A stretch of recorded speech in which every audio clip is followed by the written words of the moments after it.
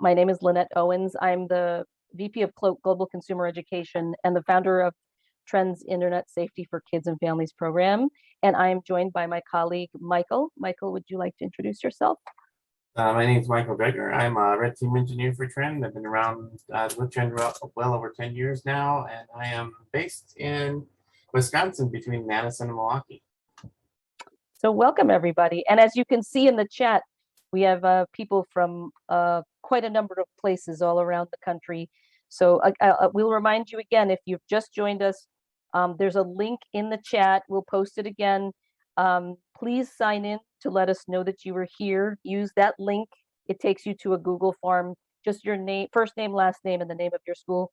We let your school organizer know that you were in attendance tonight. So please actually sign in there.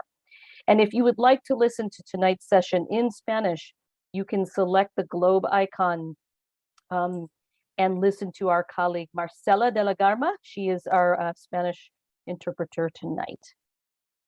Great. So with that, I'm going to turn it over to Michael. And just, a couple housekeeping things before we do that. The first is welcome. And as you can see by the chat, we actually have quite a number of you dialing in tonight from all across the country. So thank you for spending your evening with us.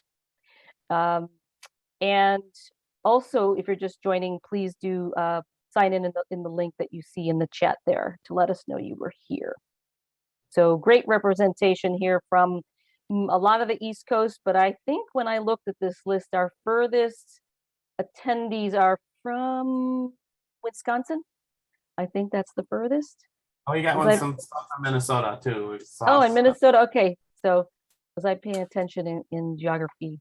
I could probably do a better job. So again, if you'd like to listen in Spanish, please choose the globe icon and choose Spanish as your channel. You can also please sign in to the link that you see in the chat. We'll continue to post that throughout the session. Please use the Q&A feature to submit your questions. Do not use the chat because, as you can see, as people chat, things get lost. So we want to make sure we're able to track your questions. So please do use the chat function. I'm sorry, the Q&A function to log your questions. And this session is in fact being recorded. The recording of tonight's session will be sent to the organizer of your school. So if this is something you want a copy of, please contact the organizer at your school to get the copy of the recording afterwards. But we do encourage you, if there are people in your community who missed tonight, we still have actually four more sessions happening through the month of May. And our sessions always have a Spanish interpreter. Our session on May 3rd actually will have an ASL interpreter for those parents who are hearing impaired. And we do support other languages by request, provided we're given enough lead time to schedule people. And finally, when you leave tonight's event, when you close out of Zoom, you should be presented with a survey page. Very, very short. We'd love your feedback. So here we're going to get started by getting to know you a little bit. Michael, if you want to take us through this poll, please use your polling option to answer these questions. So you'll see on your screen a little poll that pops up, and basically, how old is your oldest child? We got four options. It's 5 years older, younger, 6 to 10 years old, 11 to 14 years old, and 15 or older. So I think, and Michael, I have in my house a 9-year-old and a 16-year-old. Okay, and I have an 18-year-old and a 15-year-old.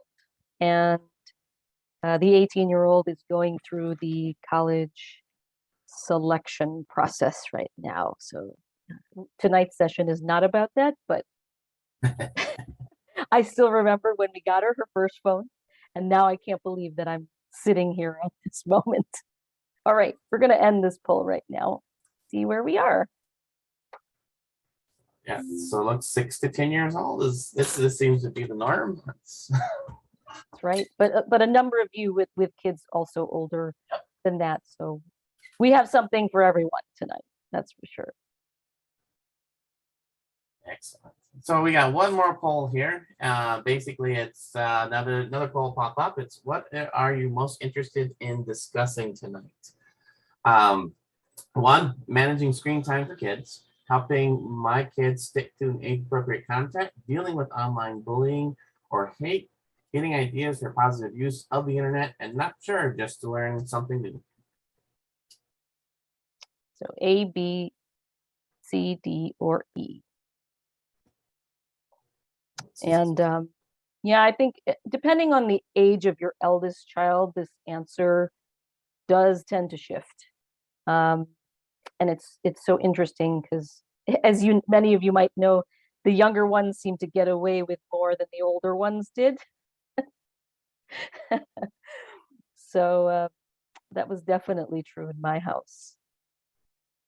I think we have a winner here, Michael. We definitely do. We'll end the poll here. And it definitely looks like the age-appropriate content is going to be the number one thing that people are most interested in here. Yes, yes. But again, we will cover all of these areas tonight. This just gives us a good sense of where to focus our time. So we will be sure to keep that in mind. Great.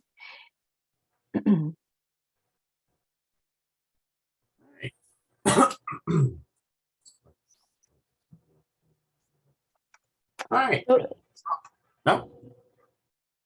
Good. We good? All right.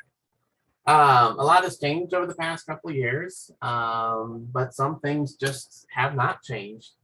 Our kids still need our guidance on how to use technology in ways that are safe, but also healthy and positive.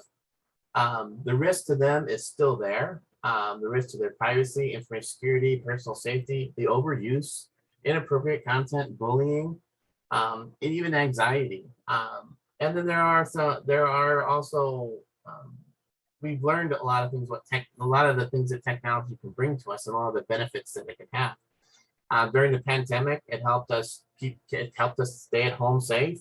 It allowed us to connect to others and share ideas and learn and do many other things. So teaching our kids to be what good citizenship is more important than ever. I got tongue tied there. So what is digital citizenship? First off, we're going to talk about safety and security. And this is basically understanding the risks online, how to avoid them, risks from others or those that we may take ourselves, or threats to our privacy or our personal information. The next piece is digital literacy, which is learning to find, sort, manage, evaluate, and create information in digital forms. The next piece is going to be the ethics and community. And this is how we behave, our actions online, and how it impacts others as well as ourselves. And then lastly, the mastery, using the internet in ways that can be beneficial to us and others who are online. Now we've broken this up into 4 different sections: being online, being safe, be savvy, be kind. The being online section is going to be a little longer. We're going to go into a little bit more detail, a little bit more things like how to set things up and how to set up your environment and all this stuff. So this one's going to be a little long, but we're going to go into it. But we're going to start with being online. And then being safe, we're going to be covering your privacy, information, and self. Then being savvy is kind of how do we get the most benefits out of being online. Oops, I switched the two. And then lastly, be kind, and it's basically being kind to others and ourselves. All right, first thing we're going to start off with is setting up the environment. Now, the very first thing is we're going to talk about our health, our physical health, and a very most important thing when we're online is our eyes. So oops, there we go. let's talk about eyes. When you're online and you're sitting on the computer, especially when you're like in my position where I sit for 8 to 10 to 12 hours in front of a screen, lighting is very important, making sure I have appropriate lighting in the room and I'm not overstressing my eyes, as well as following the 30-30 rule, which is basically every 30 minutes, look off to the distance, like about 30 feet, and for about 30 seconds, and just give your eyes a rest from the screens. Another good thing to invest into is blue light glasses. This helps filter out the blue light that can be to tire our eyes out and stuff, especially if you're online a lot. This is a great tool. If you can get the filters built into your glasses, that's great as well. Next is seating posture. Sitting in a nice, comfortable position with good posture is ideal. I know, especially after a long day, I have a tendency to sit and start to slouch and lean back, and naturally my back starts to hurt because I'm not sitting properly. So it's a good idea to practice and maybe get up every so often too. And then next, take breaks. Get up and move, so you're not sitting there for the full 8 to 12 hours, whatever your task is that you're working on at the time. Just take the breaks, get up and move. I am grateful because even though I work from home, I have 5 dogs that make sure that I get up and move every 30 to 40 minutes anyway, because they insist on going outside every 30 to 40 minutes. So they make sure I get up and move. But if they weren't here, I'd have to find some other motivation to make sure I got up and moved. So next, next piece is we're going to talk about your environment. The very first thing when we talk about internet coming into your home is your router. This is the device either provided by your internet service provider or one that you've provided. If it's one that you provided, you want to make sure that we can limit access to it. A lot of times people will buy a router, they'll plug it in and go and just keep the default password. So it's a good idea to log into it, change the default password to something complex, because this is an entry point into your house, into your environment that threat actors can use to get in. Especially this is especially with the newer routers. There's a color scheme too, if you've ever noticed it now. That if you got an older blue router, you may not have this function. These are really old routers, but if you got a white or black router, especially the black ones, you can actually create what's called a guest network. And this is ideal, especially if you have kids in the house and you work from home as well, or you want to keep your home PC somewhat isolated from your kids' gaming PC or things that they're doing on their phone. You set up 2 separate networks that they can connect to. One, you got your home network where you do your work, where you have your personal computer, whatever, you do your banking. And then you have a separate network that's isolated that they can use and play their games on and chat with their friends or whatever they happen to be doing. So 2 separate networks is ideal to help protect your environment. In a lot of homes, especially with all these Wi-Fi devices, you will find that there are dead spots in your house. So getting a Wi-Fi extender, these are relatively inexpensive and easy to set up, and they even got some that you can plug into the wall, uses your AC. But this will allow you to extend the Wi-Fi signal throughout your home. And a good example is my home. I have my internet comes into the basement. I have a Wi-Fi down there, but if I'm upstairs in the bedroom, I am not going to get much of a signal. So to do that, I have to extend my Wi-Fi out upstairs so I can get it. So a Wi-Fi extender really would help with this. Then also use staggered time. Now, when we say staggered time, we're talking about trying to keep everybody from using the internet at the same time. So if you're trying to get a big project done and you're working on the computer, yet you have your kids streaming movies and playing games, streaming music, your internet's going to be very slow and it may impact your ability to get things done. So if you stagger your time, saying like between 8 and 4, you guys can't stream any kind of music or videos while I'm working or whatever, and then from 6 to like 5 to 6, 7, you say this is dinner time, we're not going to do anything. And then from 7 to bedtime, you guys stream whatever you want, whatever your rules happen to be. But if you stagger the use, saying, hey, during this time, please don't do this, just to help save your bandwidth. You don't slow things down or cause things to quit working. Now, talking about setting up the environment.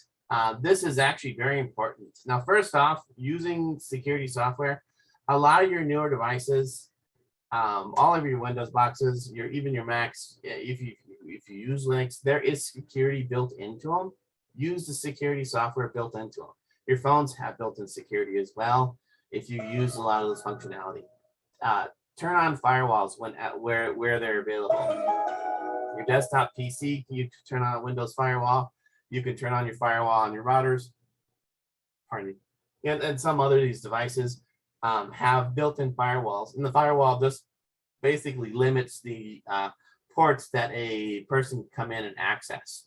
So it's not full. It gives you kind of a layer of protection to keep things from coming in that shouldn't be coming in. Next is use strong passwords. We are going to go into a screen later here about passwords, but always use a strong password and make sure we're using that same, different strong passwords for different accounts. Next, use multi-factor. Two-factor is also called two-factor, multi-factor, stuff like, two-factor, multi-factor. Most of your banking applications have it. Most of your newer apps have two-factor. So if you're talking about Snapchat, Instagram, Facebook, they have the ability to enable two-factor. And what two-factor does is basically saying you have to have a code or some other method of authenticating once you log in. So you type your password in, then you have to type in a special code. And what this is even if a threat actor or a cyber criminal or a hacker, whatever you want to call them, gets your password, they cannot log in because they don't have that special code that's either sent to your phone or your email or is on an app in your phone, like with Google Authenticator. Next, let's use virtual private networks. These are VPNs. Now, when you're at home, this is not as necessary. This is mainly if you're on a public Wi-Fi or using public Wi-Fi, say like at Starbucks or a hotel.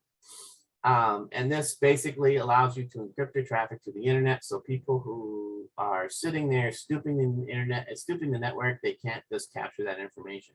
And a good example is I can sit at Starbucks, set up what we call a rogue access point. You can connect to it. You'd never know you were connected to it, but I'm sitting there collecting all your information. What are all your traffic? I'd see everything. If it was in a VPN, I wouldn't see any of that traffic because it's encrypted. Now, there's a lot of VPNs out there, so you ignore VPN that you can sign up as a service. A lot of these have subscription fees, nominal monthly fees, but you just do a quick Google search for VPN software, and you'll see a number of them that are out there that you can use, that you can tie in with your computer and your phone. Okay.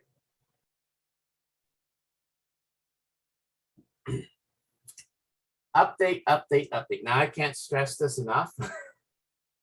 When Microsoft pushes out its patches, it is very important that you get those patches installed. When you get a notice that your phone needs to be updated, get those updated.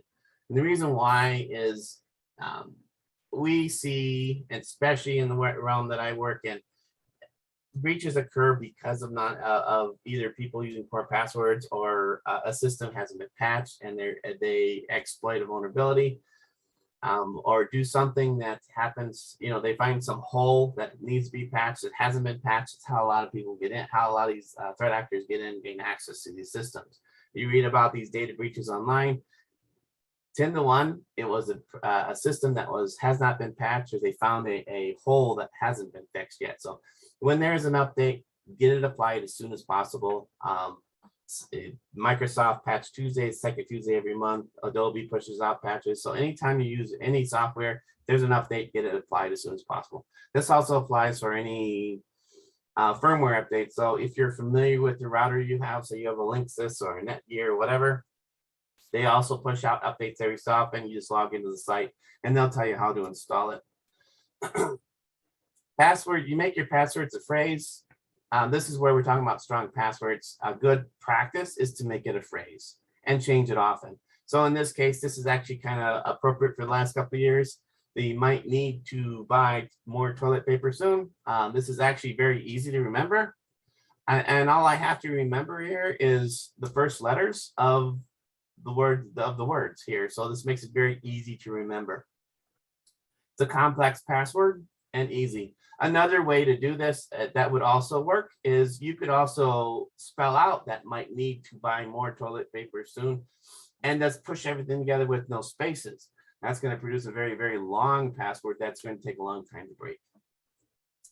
And Michael, I would, sorry, just one thing is that this is a great exercise for those of you with the younger children to train them on the, what good passwords, good strong passwords are.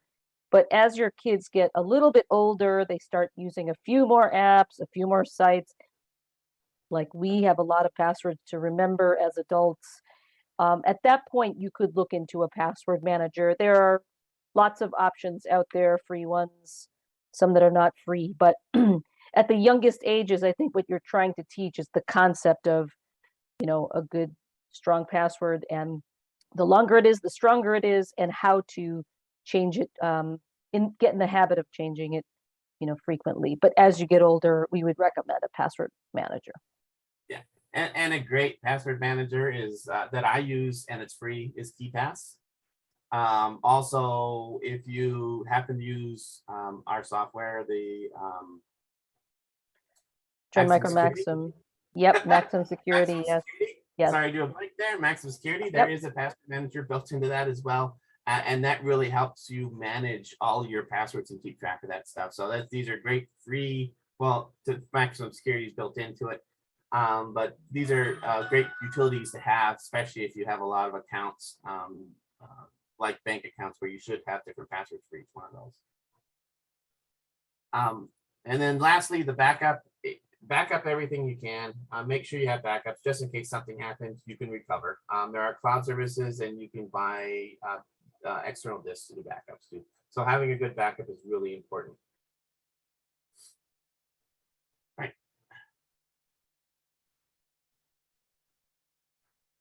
A lot of our devices that we use, a lot of our apps that we use have built-in tools to help you secure them.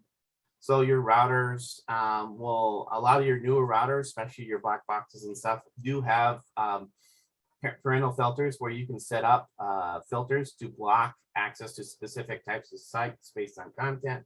You can set up timers. Your tablets all have kid modes that you can either download an app or enable kid mode. So you can monitor the time and control access to what they have, even control access to what they're purchasing, or prohibit any kind of purchasing, as well as monitoring. There is security tools built into a lot of our apps that we use.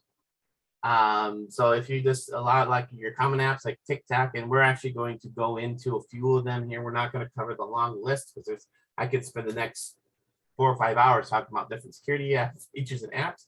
So we're just going to cover the common, some very popular ones.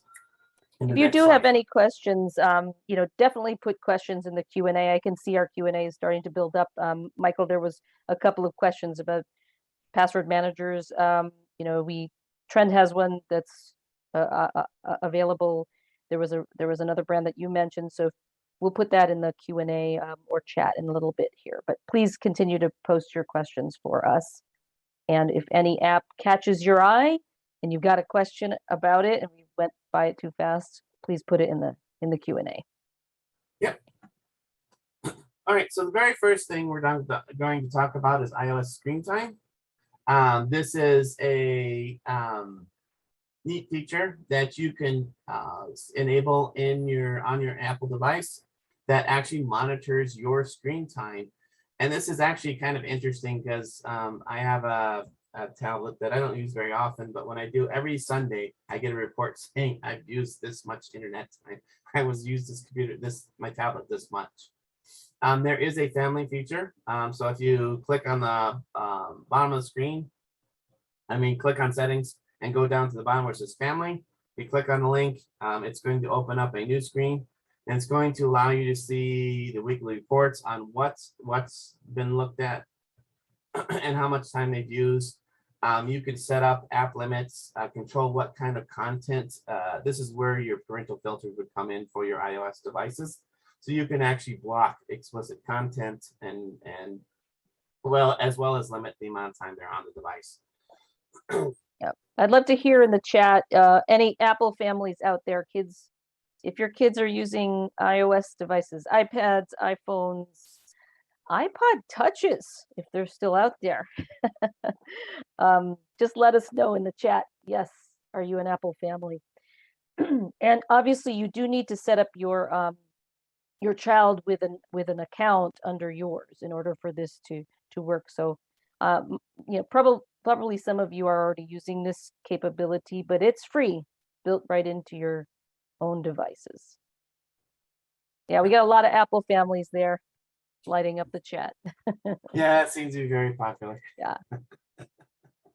Awesome. Yeah, the part I think is weird that everyone should understand, Apple tracks a lot of things, like how many times you pick up the phone. And so be careful what you ask for. Sometimes there's ignorance. I mean, sometimes there's bliss in ignorance. Okay, yeah, we got some Apple enthusiasts in here for sure. So, but there's got to be Android families out there too. I know you're there. And I'm right There here. we I go. am an Android fan 100%. I have Apple's Right. devices. I'm not going to deny it, but I am an Android fan. Yeah. Any Um, Samsung families, please tell us in the chat. Here we go. Let's see who There we wins. go. Android. There we go.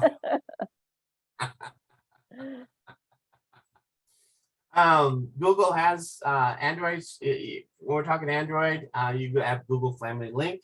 It's similar to the Apple's app with some differences here and there, but it allows you to see the activity, limit screen time, and also as well as track the location of your child. So you can see where they're at any given time throughout the day. So this is it's similar to the Apple device. A few little bells and whistles. You know, there are some differences, but this is a really good app to use on your just to help you control some access. Next, there we go. Now this is actually kind of cool, and I love this feature. It's a supervised account within YouTube. There used to be, was it YouTube Kids is what they used to have, or is YouTube Kids still exist? It does. I don't know. Yes, it does. It does. I like this better than YouTube Kids because it actually gives me a little bit more control over what content he can, especially my 9-year-old, can get into. And I believe the Explorer, the age group is what? It's about up to 10 years old, Up like to 10, 10 and 11 down, yeah, years old. 10. Yep. And then when you get to Explore mode, that's when you're going to get into your preteens, younger teens, and then most of YouTube is going to be your older teens. So it kind of gives you ability to limit the content on what they can see and kind of give you a little bit of control over it. It's really a neat feature. I've enabled it on my son's tablet when he gets to use it, when he's not in trouble. Yes.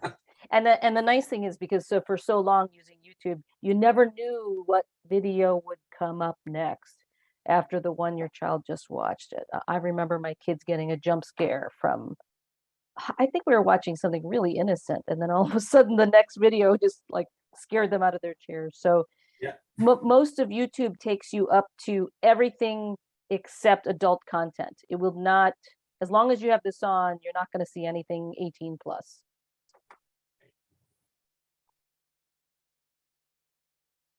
The next piece is your TikTok family pairing.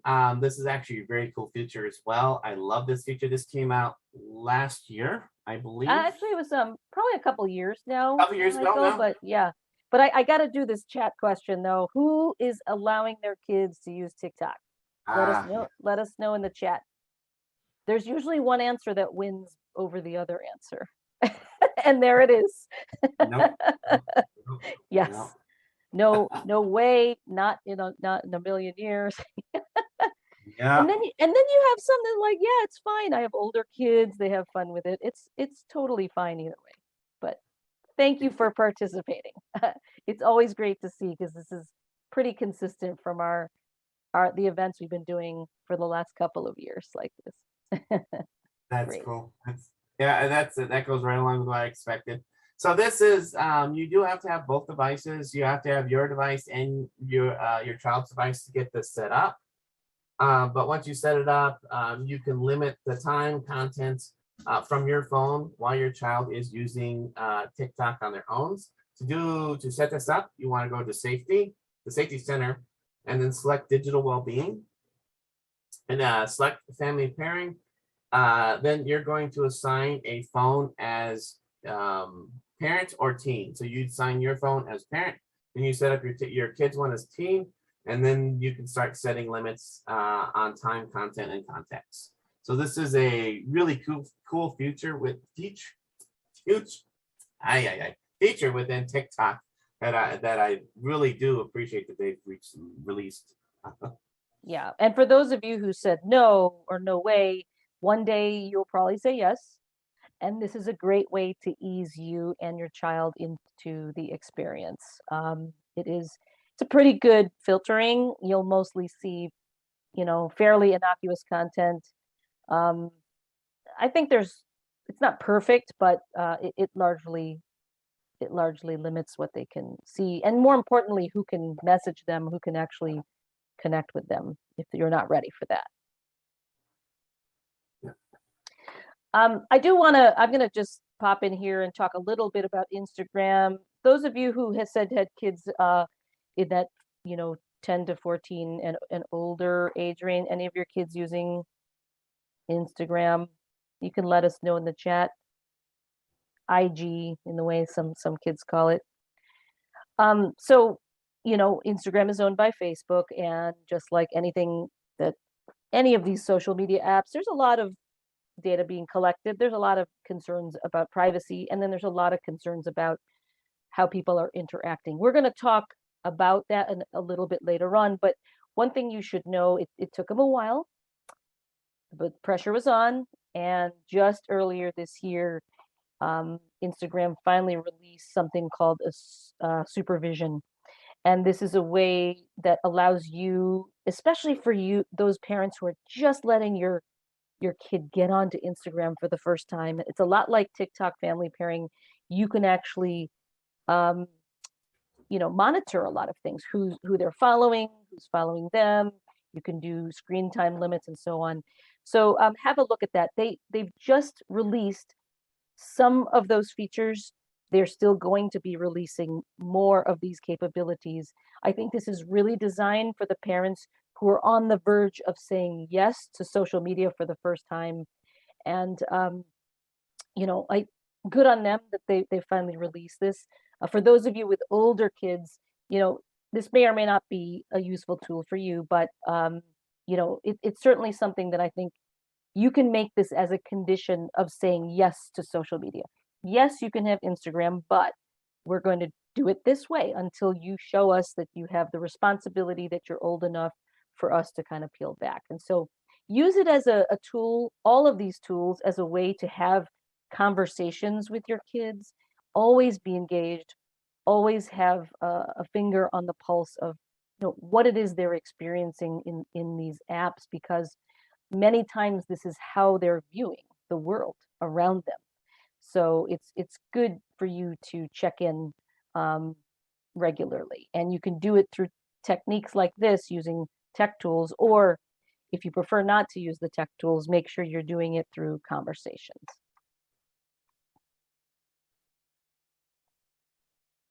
All right. So those of us with younger kids, you may or may not have heard of Roblox. This is actually kind of I started playing with this a few weeks ago just to see if it would be something that my 9-year-old would be interested in. And I see a lot of value in it as far as letting him kind of be creative and use his imagination and stuff.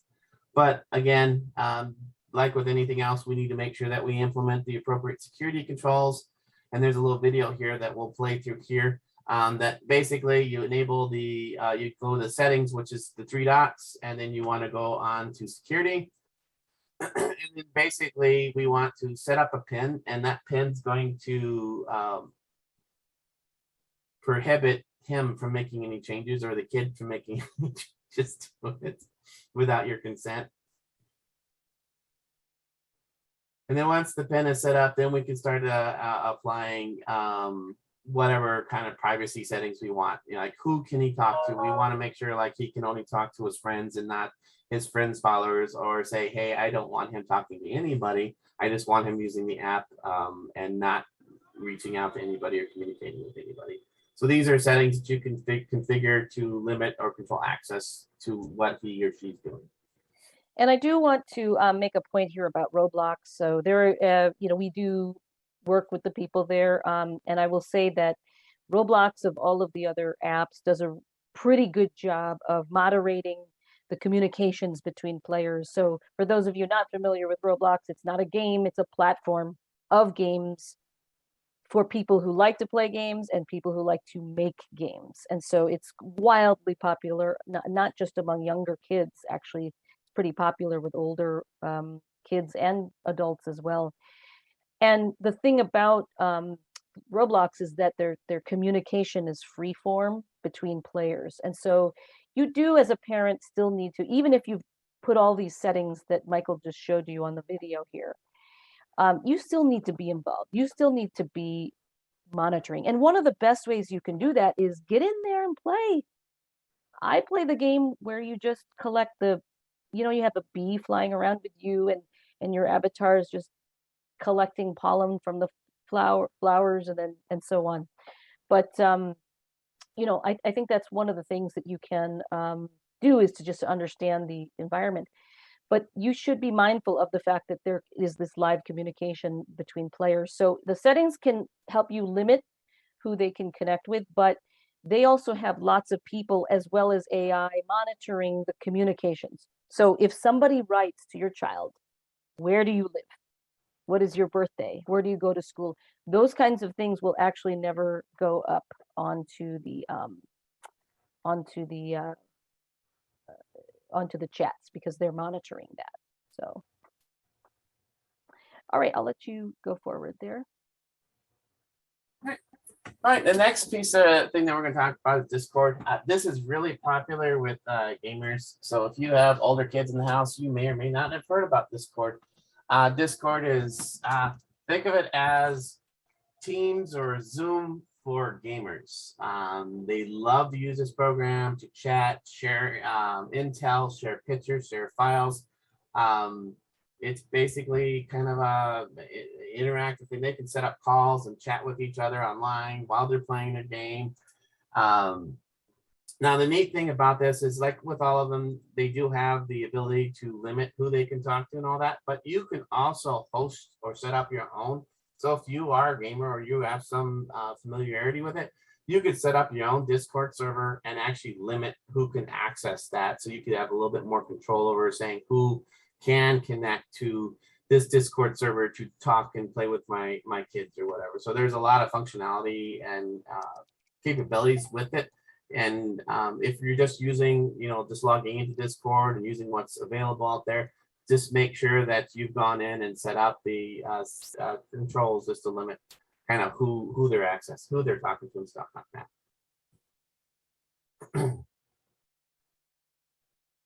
that. Like I said, you can pop in here. You can tell it to do friends of friends, only server members. Now the server members is this is really good if I have my own server. So basically I set up a server, I can make people members of that server, and those are the only people allowed access to chat and to share files or whatever. I can also enable blocking. So if there is someone there that is being disrespectful, being rude or whatever, or bullying, we can initiate a block.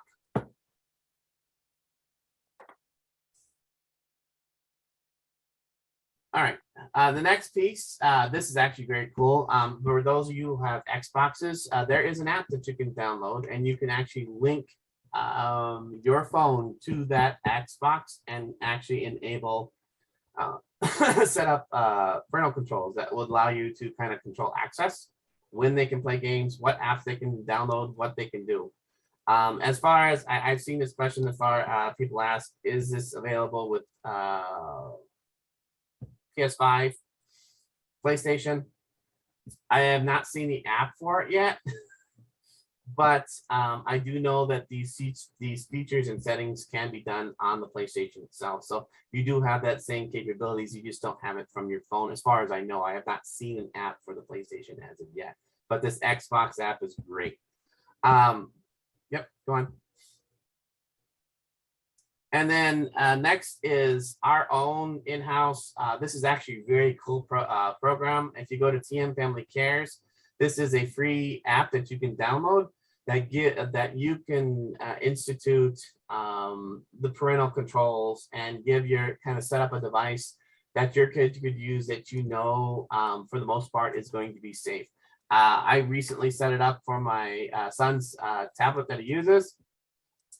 I've only given him access to specific types of apps, so he can only go to YouTube at a specific time, and he can only load these specific types of games that I have installed. He can't download anything else. If he goes to the internet, there are content filters, so I'm blocking things as well. So he has, it gives me a lot of control. Plus, it's linked to my phone as well, so I can look at the activity, log into my phone, and actually see the activity as well. It's a really cool app. And it's free to install on any one of the devices, either your Android or iOS devices.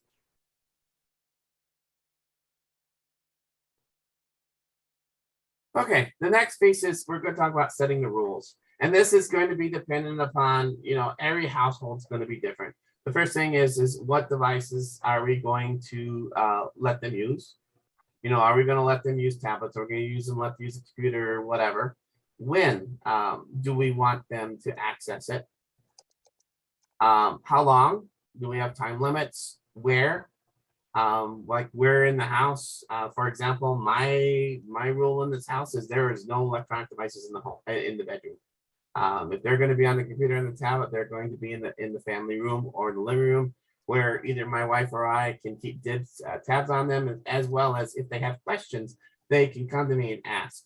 Then also lastly is who do I want them chatting with?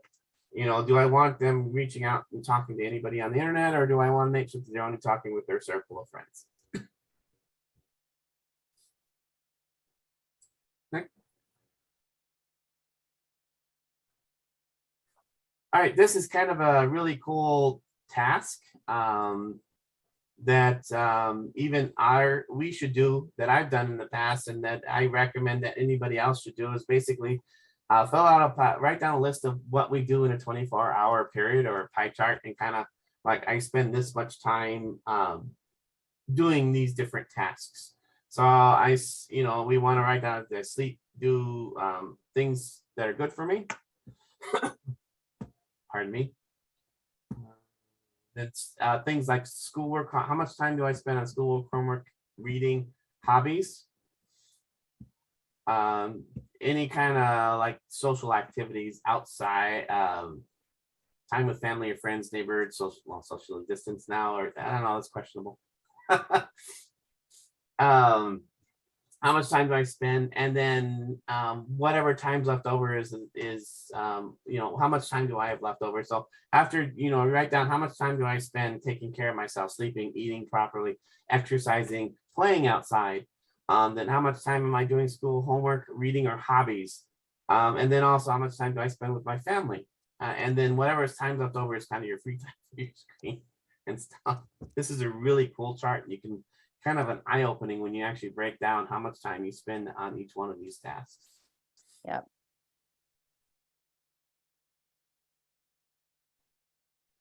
And it's a good way to talk to your kids about screen time, and for you as parents to think about screen time too.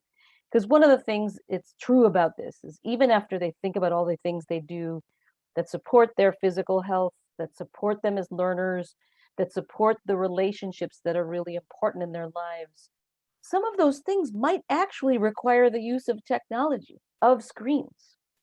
The point, though, is the quality of what they're using those screens for rather than the quantity. And it really helps you and them start to think about screen time in a much different way. So if they do have that time left over, Michael, right? We don't say, well, then you should use it with the Xbox the whole entire time. Yeah. No, that's not what we're saying. What we're saying is that screen time for fun might actually be just fine, especially if they've done all of these other things in the pink, blue, and green boxes. Um, but that's where you, if you do say yes to screens, you should use the tools we just reviewed, many of which we just reviewed, and the rules that you set um, to to put some boundaries around that screen time.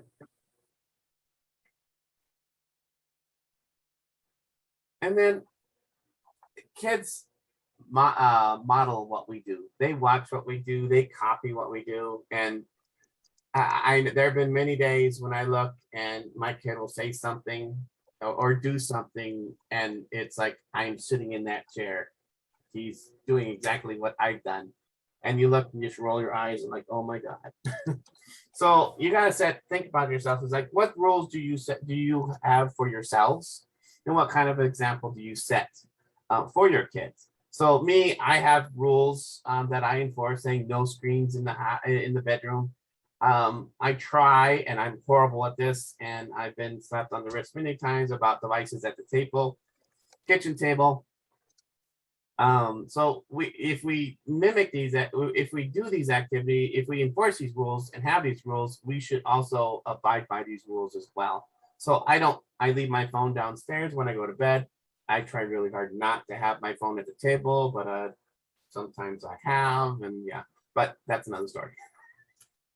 So we want to make sure that we're setting a good example for our kids, and we're doing the same things that we're asking them to do as well. Yes. I do. I want to pause here for a minute, maybe give you a break, Michael, to address some of the chat messages that are going on. I want the audience to know we've addressed the issue of the person that was putting inappropriate contents in the chat. So they are not able to post those anymore in the chat. So we haven't had this issue. We've maybe had it one other time after doing this for 2 years. And so we largely trust our attendees, and we don't assume otherwise, but we take care of it if that becomes an issue. So thank you for, I know there are people asking questions about it, and thank you. We were monitoring that for sure, so no worries. And hopefully we are trying to role model exactly what we want to talk about tonight, which is what good digital citizenship is.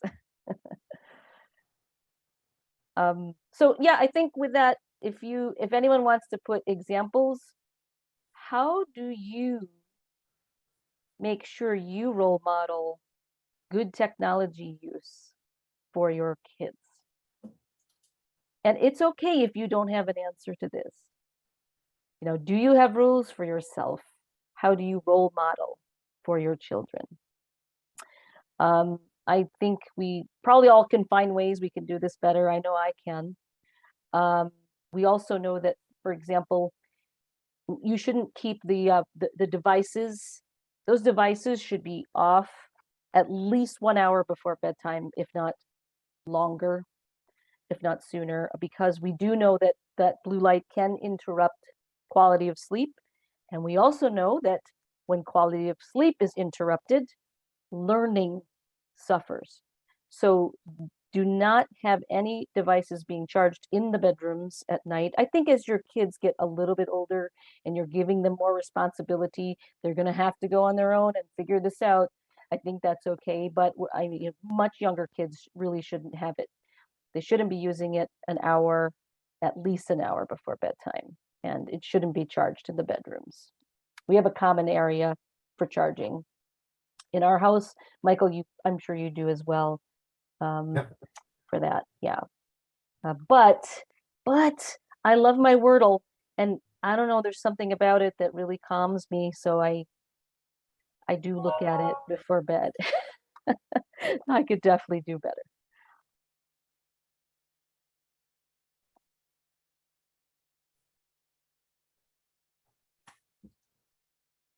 All right. You want this or? It's up to you. It's up to you. Would you like a break? Yes, I'll let you roll Okay, with this one. I'm going to take a awesome. quick break. Okay, all right, no I'll worries. start answering quick questions. No worries. And I appreciate there's a lot of questions coming in the Q&A. I tried to answer some of them. And so Michael and I are trying to trade off as one is speaking, the other will try to address by typing answers to the questions, or we'll address it as a group if we think it's important for the group to hear. And thank you to the Wordle fans out there. Yes, you're my people. So as Michael said, the biggest part of tonight's session was around that blue area, especially since so many of you said your eldest children were in those tender ages of, where you're just trying to consider whether you're getting them a phone, whether you're going to allow them on social media, whether you're, you're just in a really interesting time. So we're going to address now as quickly as we can the remainder of this session and these topics. They are equally important and they might trigger some more questions from you. So please keep those questions coming. The thing about privacy that we want to hone in on is that obviously you should use privacy settings. What you're seeing here is, anybody want to guess? What are we seeing here on the screen? Put it in the chat. I know some of your children love this game. That's right, Fortnite. So by default, privacy settings are not set the way you want. The moment that your child downloads a new game or starts using a new app of any kind, there are two exceptions. Two apps decided last year that by default, anybody between the ages of 13, you need to be 13 for most social media apps. Games, you can be younger, right? But these two apps are social media apps. Anybody under 16 but over 13 who downloads Instagram or TikTok for the first time, the highest level of privacy settings will be set for your child. That is not true of almost every other app. So make a game of it with your younger kids. New game, new app. Let's see if we can find the privacy settings.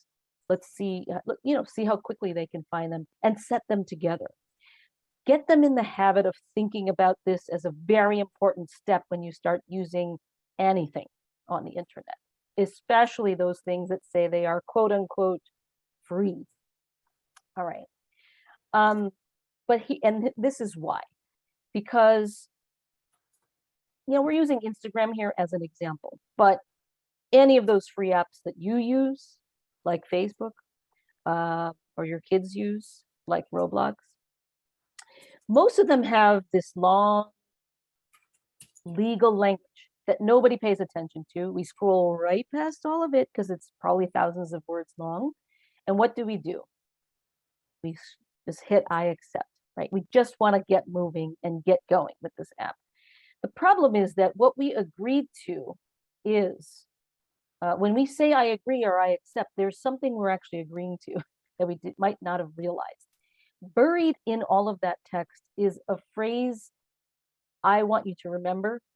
It's not the way it's actually written, but this is what it means. You own everything you do on this app, everything you post, any connections you're making, likes that you have on other people's posts, you own it all. But we, the company who made this app, have the right to use it whenever, wherever, forever. That is what you give up. You're not paying money to use the app, but you're paying with something else. And that something else is your personal information. Why do people care about what you're doing? Because these companies need to survive, and they survive on advertising dollars. Okay, so they don't necessarily care about what you individually are doing. What they care about is that groups of people that include you, people with whom you have some similar likes, behaviors, on their app, they start to group that information and they sell it to these advertisers so that hopefully something you're going to see in your feed, whether it's a sponsored post or this ad somewhere, is something that's interesting to you. That's how they survive. And I want you to think about it that way because when we were able to go into classrooms before the pandemic, and we would have these conversations with especially the middle to younger teen, middle school to younger teen age groups, and we asked them, is Instagram free? It really made for wonderful discussion and debate about what free actually was. But the other reason it's important to have this conversation with your kids is that, yes, privacy settings will protect you from those people out there you don't know. And that's important. We want to do that. But for this reason right here, privacy settings do absolutely nothing to create privacy between you and the company whose app you're using for quote unquote free. That is why when we tell our kids nothing on the internet truly is ever private, because somebody is always tracking everything we click on, everything we watch, anything we search, anything we, you know, even the next place we go to after we click on one place to another. Anything we swipe or post or like, all of it, every single thing is being tracked. So this is an important message to our kids. We're not trying to scare them. This is literally how it all works. This is how it works. So with regard to cyber criminals, for the most part, they're not trying to target your kids per se, but they go where the people go. And if your kids are using things like a search engine or social media, guess what? They're there too. And they may see it in the form of, highly interesting content, like never before seen footage of some movie trailer that is some movie that's about to come out, or an offer that just looks so appealing, like win an iPhone 13 by just clicking here or just entering your email address. So when I've talked to kids in classrooms, I will say I've asked them questions like, you ever see something really suspicious online, like a weird text that you get or a pop-up ad? And almost 90% or more of the hands go up. And I ask them, well, what do you do when you see that?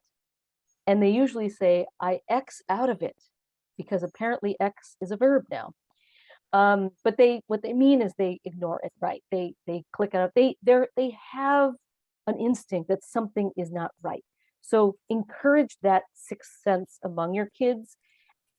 And if they accidentally do click or download, did something that their gut tells them, oh my gosh, I might have just downloaded a virus to my family's network, make sure the communication lines are open, that the door is open for them to come to you without judgment. Because what you don't want is for them to have done that, not tell you, and now there's some kind of malware lurking around either the family laptop, or somehow it's compromised your home network. You need for them to tell you that has happened. And if you're using security software, as Michael talked about earlier, you're largely going to be protected, because if they clicked on something that truly is leading them to a malicious place, it should block them from going there in the first place.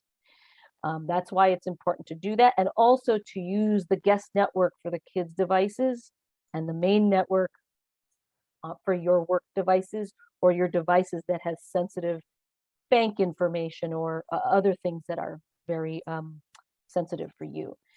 So yeah, definitely have those conversations with your kids. We want to do our final poll for you, and this is around cell phones. So do any of your kids have a cell phone? Please go ahead and answer in the poll. A, yes. B, no. C, not yet, but soon. Or D, not for a few more years.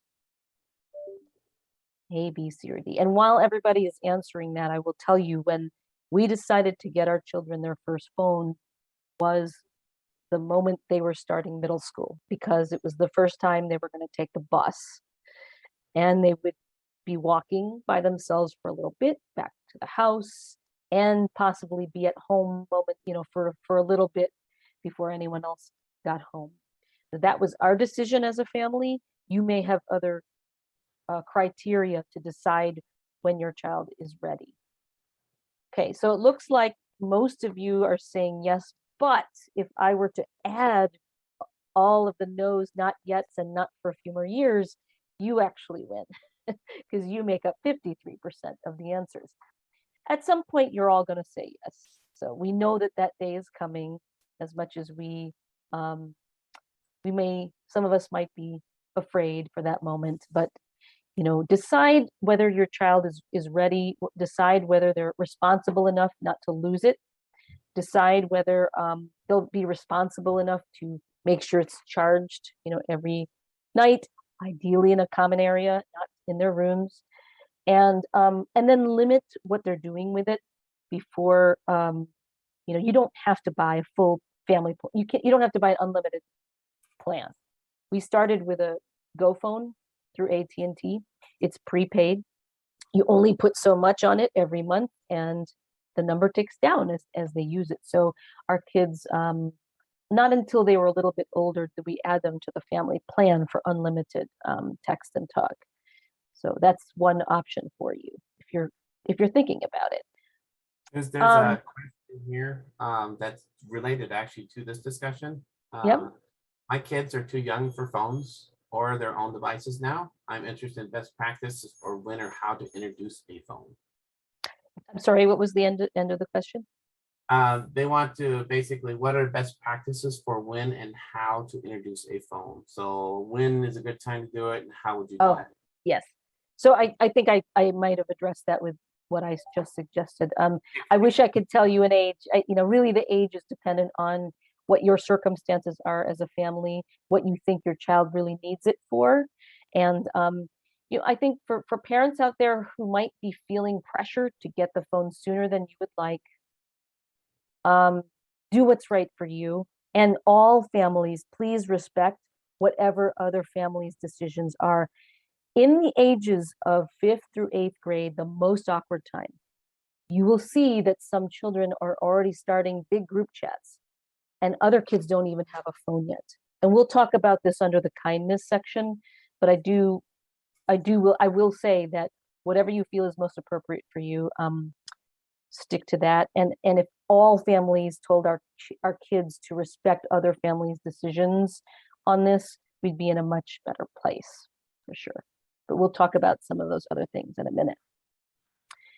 For those of you who did say yes, 47% of you said, yes, my child already has a phone. So I'd like to address you in particular, but also all parents, because someday you're going to say yes to the phone. And this is an area that I don't think necessarily gets discussed enough. I think we worry about our kids seeing inappropriate content, about, bullying, about overuse. These are all very important things, but there's one area that I think kind of gets a little uncomfortable, and sometimes we don't even realize we should have this conversation. So it's about the camera. And, that's one of the things about the phone that kids really love is what you can do with that camera. That's why they love TikTok, because you can make the videos and post them. But, even with taking photos, the filters, all the fun things you can do with that too. And even just documenting the moments in your life and the people in your life that you care about, all great uses of the camera. And I want to bring this up because this has become more acute over the course of the pandemic. We do work with the National Center for Missing and Exploited Children, and we know that unfortunately over the last couple of years, even though it was already starting to trend upward before the pandemic, it definitely got worse. And there has been a rise in self-produced material of younger people, images and videos they would not want the whole world to see.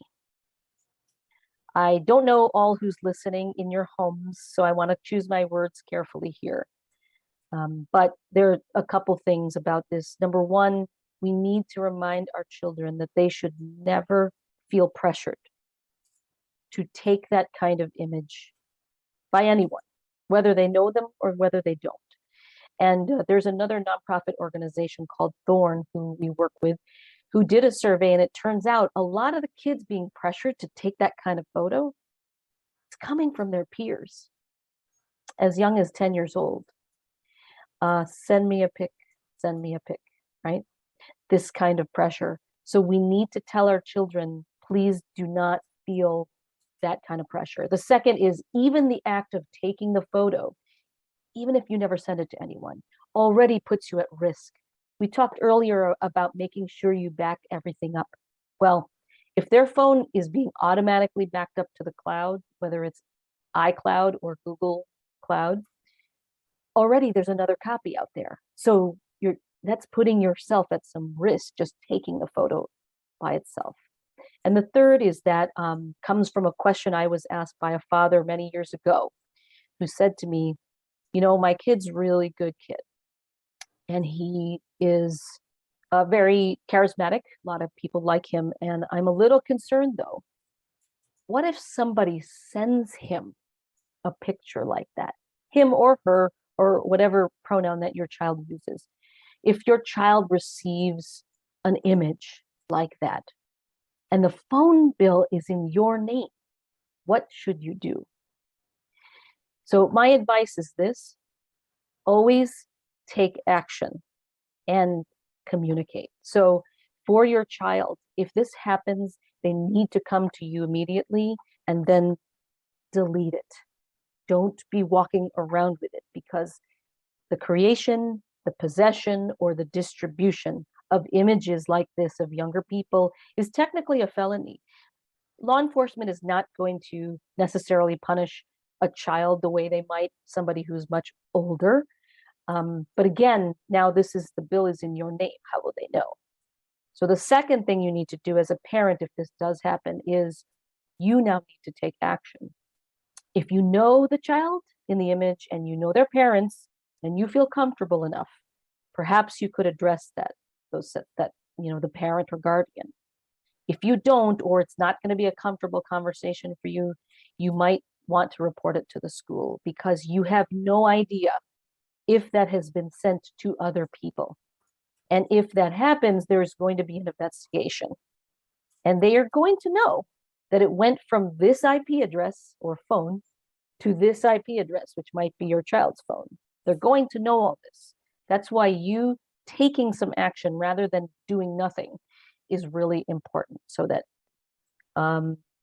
it can be addressed. Other than that, I will say this is not highly likely. It's just a concerning trend that we've been seeing. We think it's important for parents to have this kind of conversation with your children. Okay. Yeah, Finally, yep. With the whole tracking piece, ironically, I had that similar situation with our 16-year-old with inappropriate content. She reported it, and the sheriffs within hours knew exactly every place that message was posted. They had all that information. They were spot on. And I was like, whew. It's Yes. impressive. Yes. That point is, like I said, everything's being tracked. So, you really should take action and not just sit by. We're going to switch real quickly here to gaming. And just the only thing I will say to this is almost every game today is social. Gone are the days where the only way that someone could play a game with you is they had to be sitting right next to you in front of that Atari with a joystick in their hand, playing Space Invaders with you. Anybody else fans? I was a fan. Pong. You just right? dated me. God, I feel old. yeah. I might have. That's okay. I accept where I am in life. Because it's social, please consider all of the things we talked about tonight. Make sure privacy settings, security settings are set in a way that keeps your child safe in those games. One idea is, especially with things like Fortnite, they're usually playing with friends. And during the pandemic, it was a great way to stay connected with friends, was to game together. But sometimes the language can get real dicey. So you might say, hey, no headphones. I want to hear who else is there, so I can say hello to whoever it is you're playing with. And it's amazing when you say hello to the child on the other end of the line and they realize you're there, how quickly the language stays above board. The other thing is also about how they engage with each other. So there are times where kids can pile on and become quite cruel to another child who is a new player to the game or whatever. So this is a way for you to kind of monitor that. Finally, does anyone have a child who struggles to stop playing the game after you said 10 more minutes? Anybody have a kid like that? Yeah? Yeah. So this happens to many of us. You could use some of the apps. Yeah, the chat is lighting up. We have a lot of kids like that. You can use some of the apps that we talked about to help limit time on these apps. Another option, though, just to consider is get the timed games that actually time out after they're done. So Rocket League, anybody, kids who play Rocket League, let me know in the chat that eventually it's just a car pushing a soccer ball into a net, right? And it's super fun, but it times out. It ends, right? You don't actually have to say time to get off that game. FIFA or NBA 2K or some of these other sports kinds of games are also timed, but there's many options out there. You can, I'm a fan of a site called Common Sense Media. Many of you may have heard of them. Common Sense Media actually is an organization that reviews apps, games, websites, even movies. Movies beyond the movie rating ages, they'll give you good objective feedback on that. And so I just put it in the chat here. commonsensemedia.org is a great resource, especially if you have multiple kids and you're trying to figure out, is this a movie that I can watch with a 13-year-old and the 9-year-old? There's not a lot of those movies, by the way. I think there's a big market for anyone who makes movies. Right? All right. So on being kind, I will just say here that obviously at very young ages, our kids are being taught this from kindergarten and even before, what it means to be a good friend, what it means to be a good classmate. But we need to reinforce this as our children venture out into digital spaces. You know, usually every app or game has a set of rules. Okay, this is our community guidelines, how you should be engaging with each other here. And those sites are not perfect. They could get better about bad behaviors on those sites of sort of limiting people from using these social spaces online if they're not behaving in ways that are good. But for all the other reasons too, which is everything we're doing, nothing is private. Nothing we're doing is going to be anonymous, can be tracked back to us. And so the thing is, all those actions add up to a picture of who we are. Okay. And that is why we should do it, because it's the right thing to do. But we have to also remind our kids that unlike saying something in the playground, doing it online is more permanently recorded. But kindness is not just about being nice. It's not just about saying nice things. It's also about these very subtle ways of showing respect.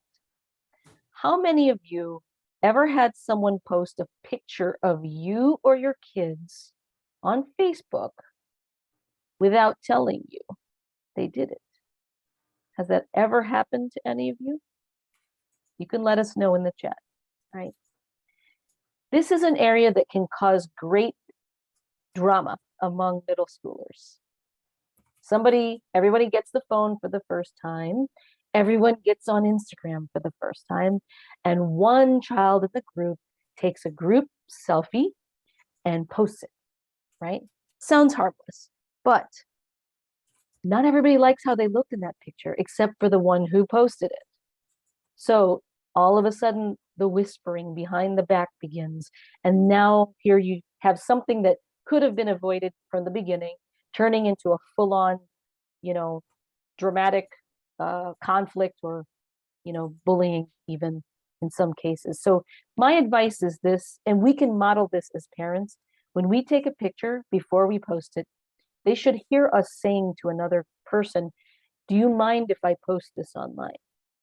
Would you be okay with that?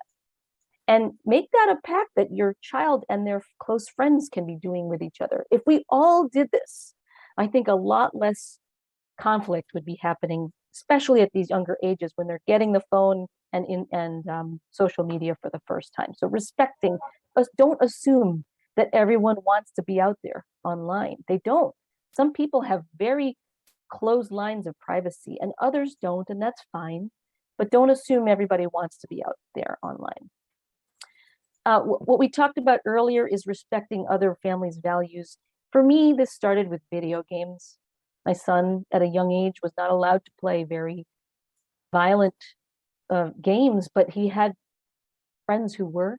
And we really just had to tell those families when he went over for a play date or whatever, we don't allow these kinds of games. If there's something else they can do, please do that. So this is something, if we all did this, we'd be in a better place. If your children, again, are making group chats, don't leave people out, okay? If you're making plans to meet up somewhere, make sure the child who doesn't have a phone yet is somehow informed about it. If you're out and they're starting to take photos and somebody's not invited to a birthday party and people are taking pictures and posting it all over Facebook, but there are kids who are not invited, really think twice before posting that, knowing that others might see it and you didn't want their feelings to be hurt necessarily. These are the kinds of things we've got to make more deliberate actions and teach our children to do the same. Those are acts of kindness and respect.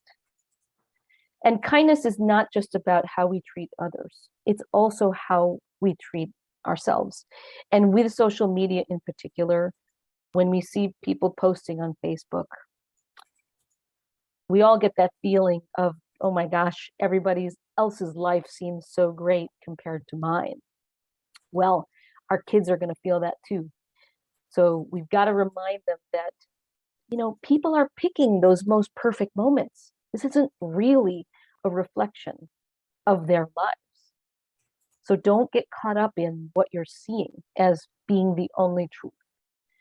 And they also get very caught up of how many people might be liking their posts. It feels good when someone likes our posts. Well, it does for our kids too. And it might feel devastating if nobody likes their posts, but they see somebody else getting lots of likes for theirs, that somebody isn't accepting their friend request, but other people have tons of connections. We've got to remind our kids that their value is not equal to the number of likes, followers, comments, retweets, whatever, shares at all. That they're worth so much more than that. And that's our job as parents, to remind them of this.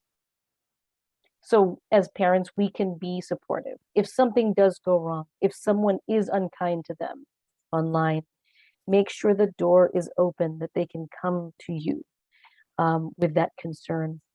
We do know from research that the children who have a support network, the adult that they can trust in school, you as a parent or guardian, friends who really have their back, the kids who have this support network are the ones who can bounce back the best. It's the children who don't that we worry about quite a bit. Be that person for someone else. Even if it's not your own child, if you can also be that person for someone else's child, do that too. Be prepared. Ask yourself 2 questions. And you may never need to know how you answered it. You may never need to turn to those answers ever. And the 2 questions are, what would you do if someone was unkind to your child online? And the second is, what would you do if your child was the one unkind to somebody else? Reflect on those questions as parents. Hopefully you will never need to ever turn to how you answered them, but be prepared and don't necessarily be caught off guard. Finally, when you see those great things happening, we see them. We see wonderful things happening online. Unfortunately, the bad stuff tends to outshine the good stuff. But when you see those good things, share those things with your kids so they know not everything that's happening out there is negative or horrific or just mean. There are good things about that. There are good things that happen. We're going to close this up with Savvy, and this is all about good habits and good uses. So a couple things here. The first is that it's very easy for someone to pretend to be someone they're not. Kids call it catfish. We could just call it, some people call it bot. But a real good trick is if you see someone following you, you're not sure who this person is, just do a reverse image search. Take the photo, there's many tools out there for you to do it for free. And by taking that image and plopping it into this reverse image search, you could find out if that's really the person who they say they are, or if it's an image that's been used in many other places before. So clearly the person is not who they say they are.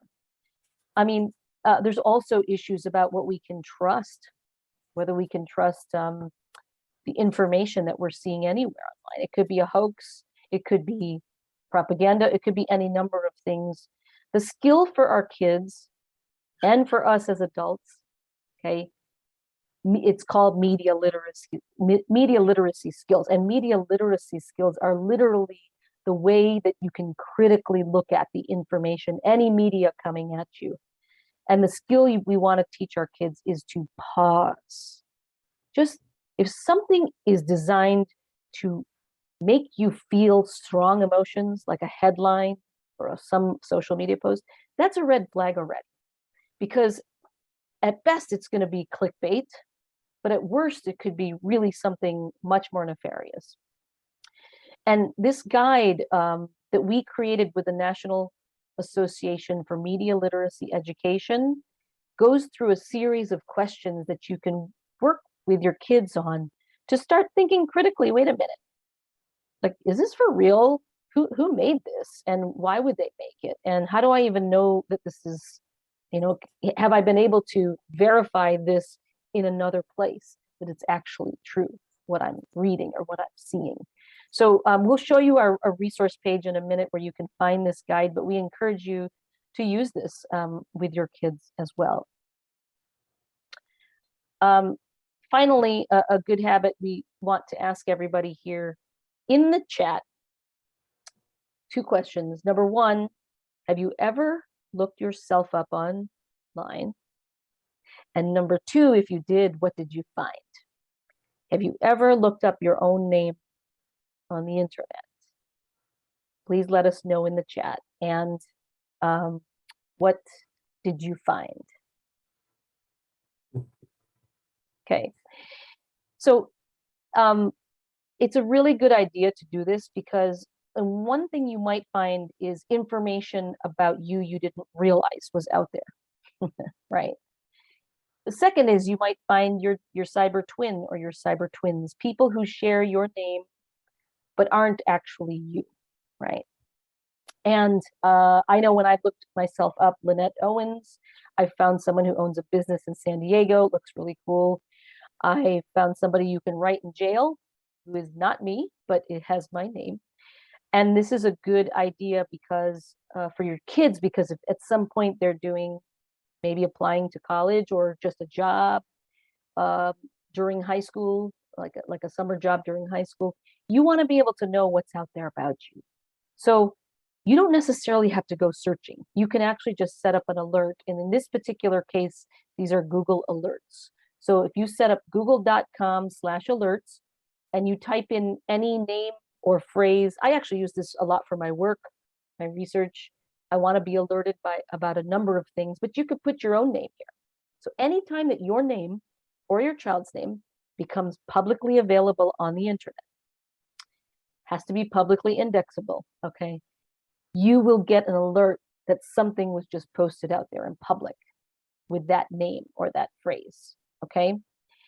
Now, why do we say this is important? Well, up to this point, we talked about a lot of things that we should do to make sure our kids are protected and safe. and using the internet in positive ways.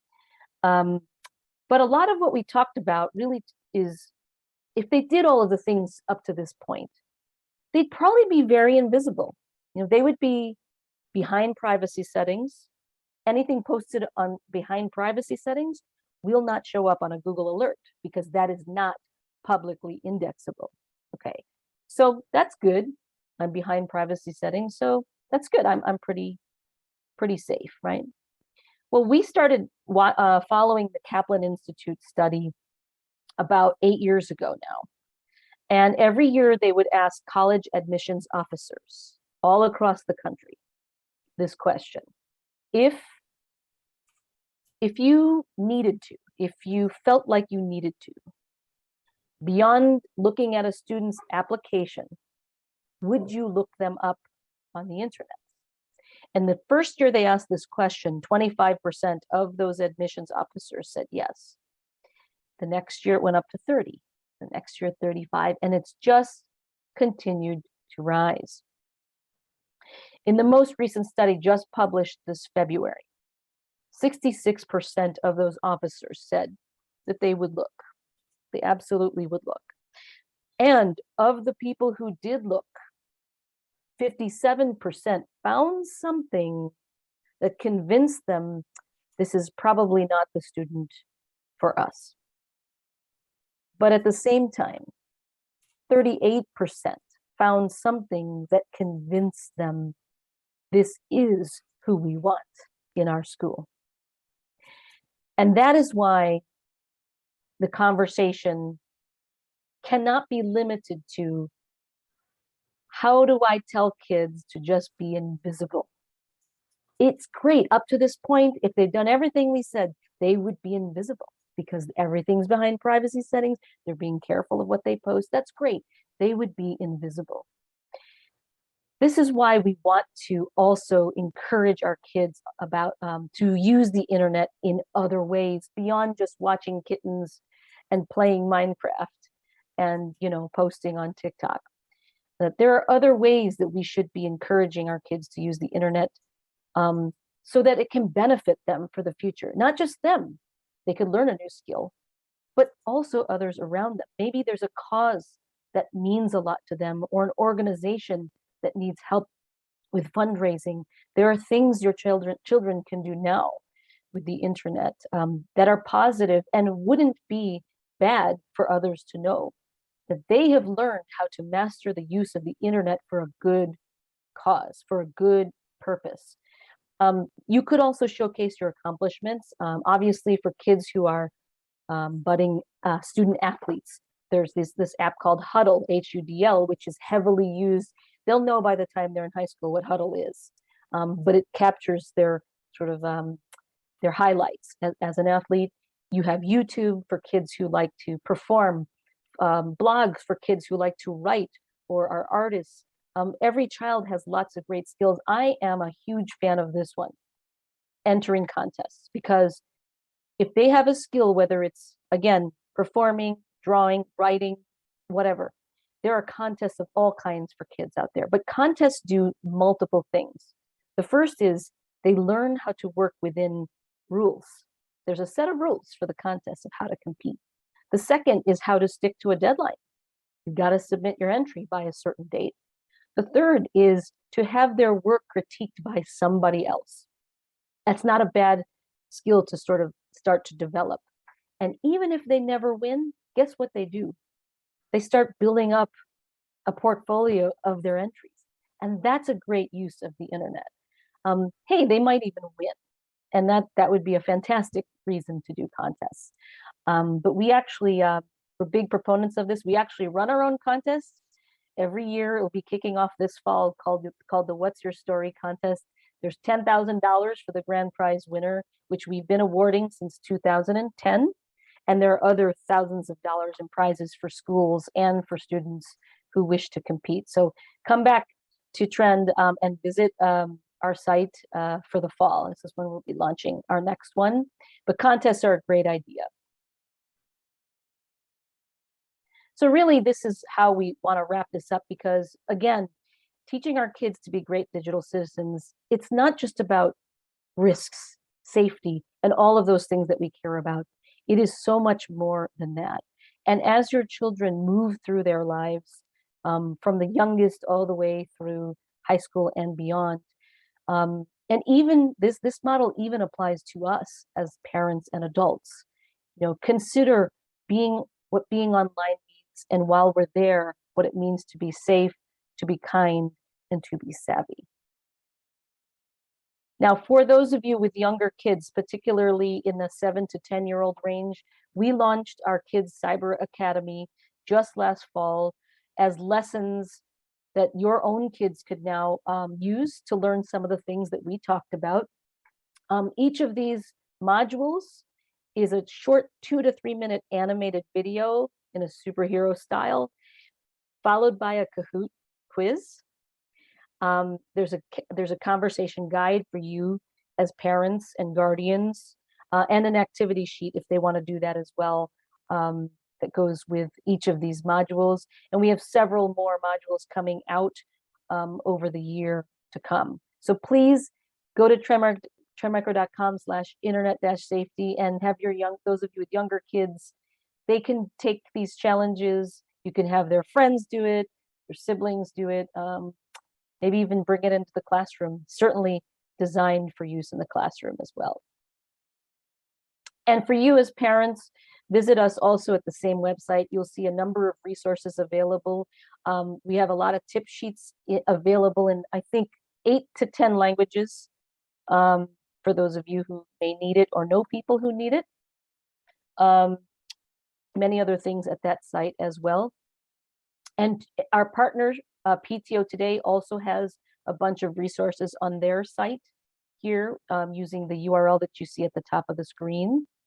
If you go to the teacherlist.com/blog/parent-corner, you'll see a lot of resources there.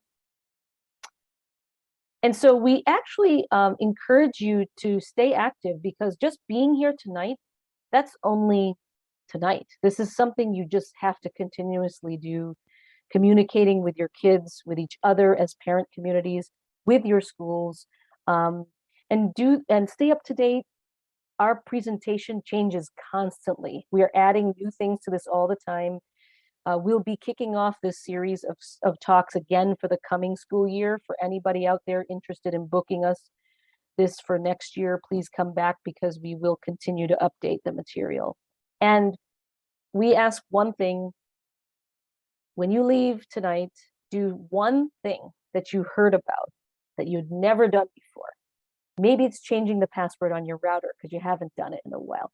Maybe it's turning on two-step verification in your kid's Roblox account. Maybe it's, looking yourself up on the internet or setting that google.com alert. Do one new thing, just one. And ask your kids to do the same. Michael, I thank you so much. We're down to 4 questions now. I think you've addressed so many of them. So people can see the answers to those in the Q&A. Are there any we should address live? A good one is, what rules can you set for your teenager? I thought that would be an interesting one. You know what? That's a loaded question, kind of. It is. It really is. Which, with regard to what? With regard to technology? Well, it is also, there's a lot of things, a lot of variables when we talk about teenagers. One, the maturity level. What aspect, what do you think they can handle, what they can't handle? Being a foster parent, I've had teenagers from multiple ages with different maturity levels that I've had to set different rules for. My current placement, she's 16, and knock on wood, she is, I don't really have to set a lot of rules for her, because she's like spot on with everything. She shares everything with us. And my previous placement 2 years ago, he was very boxed in, and I had to watch how much he gained, because he was an avid gamer. And if I didn't put controls in place, he would spend all weekend and all night playing games. And if I let him have a device in his room, he'd stay up all night on his phone. So I had to put those controls in place.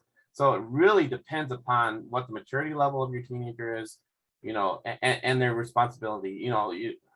are they responsible enough to follow the simple rules of no devices in the room and stuff like that? That's my Yeah.